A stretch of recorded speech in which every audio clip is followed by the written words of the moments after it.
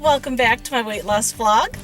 This week, I thought I'd talk about another similarity between the path to weight loss and the path to organization. I know I've talked a lot in the past about how the weight loss and organization journeys are often parallel paths. My trainer Christy and I would often talk about the similarities during our workout sessions together. What's so ironic is that I'm so organized in everything I do, but when it comes to my weight, I'm a downright hoarder. That realization is how the whole vlog series started. So I want to discuss in this vlog yet another example of how the weight loss journey and the organizing journey are nearly identical. Now, as a professional organizer, people constantly ask me if I've worked with people who hoard stuff. Then they follow up that question with, how do they let it get that bad? Aside from the various psychological issues going on, there's also a very real reaction happening called clutter blindness. Clutter blindness, by definition, is a person's inability to see the clutter in front of them. The person can see or perceive that there are unwanted items collecting in an area, but their mind just simply ignores the mess. Now, I personally don't like the word ignore in that definition. In my experience in hoarding situations, while there's usually or oftentimes a triggering event, the blindness comes from clutter building slowly and gradually. It can start with that one delayed decision of a person saying, I don't have time to deal with this small pile of papers right now, so I'll just set them down here and deal with them later. As days go by, you might not actively notice the pile of papers sitting at the end of the counter. You might even forget about them until the next pile of papers arrive in the mail. But you're dealing with a very busy week. You're overwhelmed, tired, and not in the best frame of mind to deal with what's involved in that paperwork. So you tell yourself, I'll do it when I'm in a better frame of mind. Maybe weeks go by, and slowly that pile begins to grow. But you don't notice how big it really is because, again, it's only been growing by a few sheets of paper a week. You become sort of desensitized to it. You hardly even notice the pile anymore because you're used to it by now. It's become the new spot for you to drop your mail. It's sort of your new routine now. Here's where the clutter blindness starts seeping in. Time keeps going by and the pile keeps growing. Now the pile is really big and you realize it's going to take at least an entire day to get through it all. But you don't have a full day available. So you put it off until you can dedicate a whole day to the project. More and more time goes by and the pile grows even bigger. The pile has become a much bigger and more daunting task. And now you don't even know where to begin to tackle it all. Then you start beating yourself up for not addressing your paperwork earlier. Looking at that huge pile of paperwork depresses you. Thinking about taking care of it overwhelms you, which makes you feel even worse. You ask yourself, how did I let it get so out of control? It's simple, clutter blindness. Because it happened slowly, you didn't notice it as much, which allowed it to grow out of control. If the massive amount of paperwork suddenly appeared overnight, it would have been more shocking to you, and you would be more inclined to take care of it right away. But when things happen slowly, over time, we adjust to them more easily. We even develop ways to live around the mess. We adapt. Same exact thing happens with weight. Instead of clutter blindness, we have weight blindness. Gaining a pound or two doesn't drastically affect how we move about daily. A pound or two doesn't make us winded when we walk.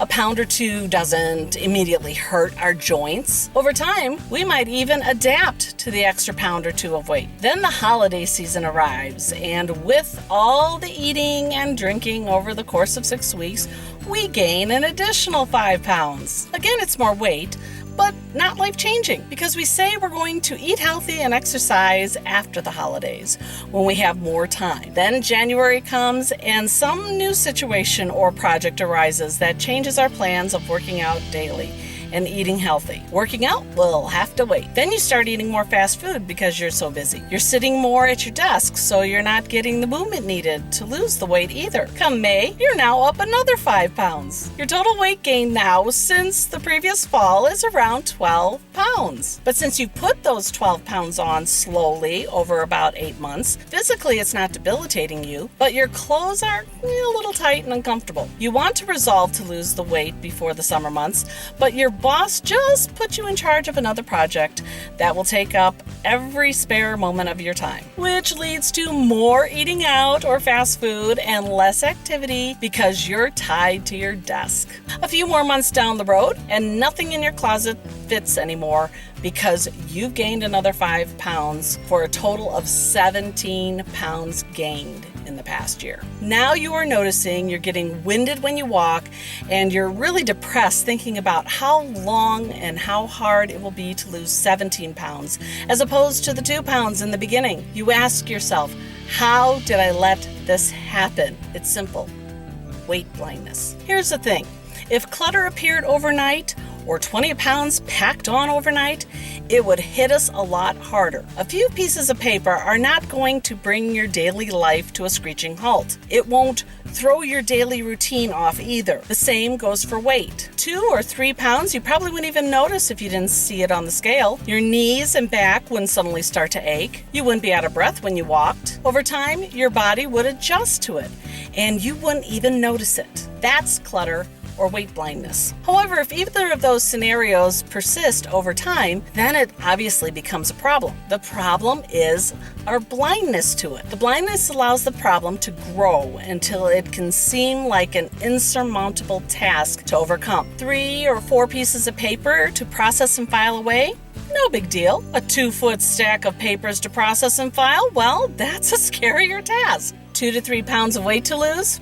Easy peasy. 50 or 100 pounds to lose can seem next to impossible. So why I'm bringing this up in this vlog is because of what you'll be seeing in an upcoming vlog. You see, a few weeks ago, my son and daughter put on a 50-pound weighted vest and joined me on a workout session with my trainer, Christy. The results and their reaction to moving with all that extra weight was definitely eye-opening. That vlog I hope to upload in a couple of weeks. So I guess the takeaway I hope you get from this vlog is that sometimes we may not be able to see what's happening to us when it happens so gradually. It's kind of like that scenario with the frog. You know, the one where they say you drop a frog in boiling water and it shrieks and thrashes around to get out. But if you drop a frog in cool water and heat it up slowly over time, the frog will stay in the water until it dies from the heat. So maybe the next time we see someone whose house is drowning in clutter or see someone morbidly overweight,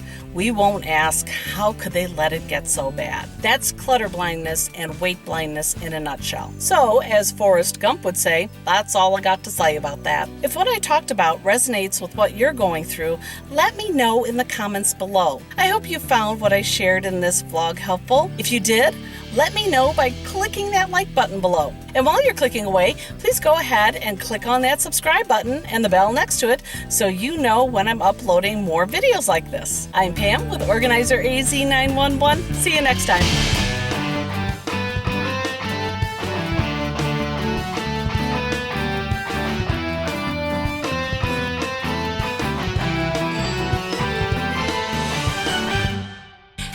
This video, why don't you check out one of these over here?